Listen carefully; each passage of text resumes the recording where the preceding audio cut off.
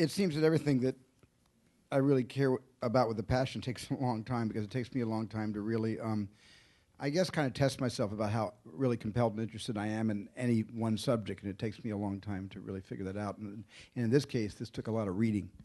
There's, 7,500 books written on Lincoln, and everybody feels they own Lincoln who wrote the book. My interest was first sparked when I met Doris Kearns Goodwin for the first time. She said she was writing a book about Abraham Lincoln's presidency, and the first thing out of my mouth was, "Are the film rights available?" And she said, "Yes, they are," and that's how it all began for me. The research that I've done has changed my life. It's reorganized the molecules of my being. It's not just that Lincoln himself was one of the greatest writers and one of the most luminous individuals in all of human history. The people who write about him with an incredible depth and grace and courage, and it's been it's been very, very difficult, but it's been an enormous joy to work on. I began from knowing absolutely nothing about him or his life, having only the mythologized image that most of us are introduced to. What I invariably don't do and haven't done is to dismember a life into its component parts and work upon one aspect of the life and then another, to separate it somehow, in the hope that having explored and investigated those different areas, somehow some magical spell is going to turn them into a cohesive whole.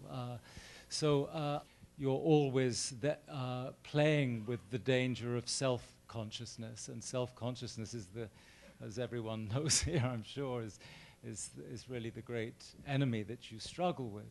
So you need to put that aside all the time, just close that down.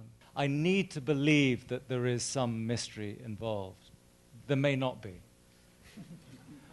But I choose to believe that there is. I had heard that Doris Kearns Goodwin was writing a book, but originally I had heard it was about Abe and Mary. And I went, boink. And but I had no real agenda. I had no preconceived ideas. I did a lot of research, and I had Tony Kushner's magnificent text and the unbelievably superb shepherdship of Steven Spielberg. You just jump. I will say there's no better producer than the one sitting next to me.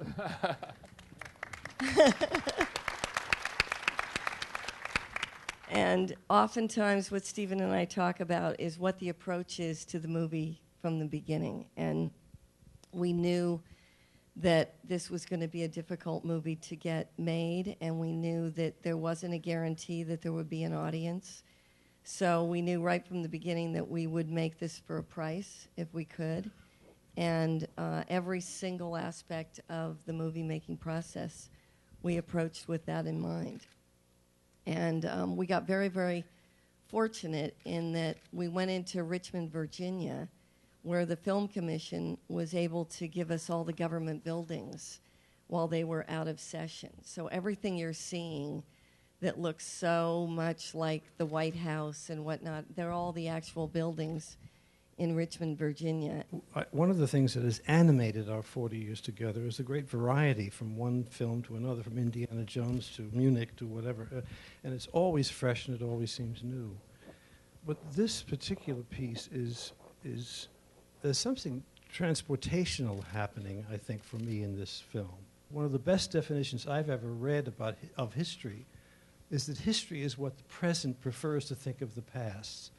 And what's better about this piece is that it's more objectified than that. We just entered into this world where the crew was a part of it, everyone, and I never saw the crew, actually. They just sort of backed away, and we stepped in and did our work, and we were just in this bubble, and as far as I was concerned, there were 3 people in the scene.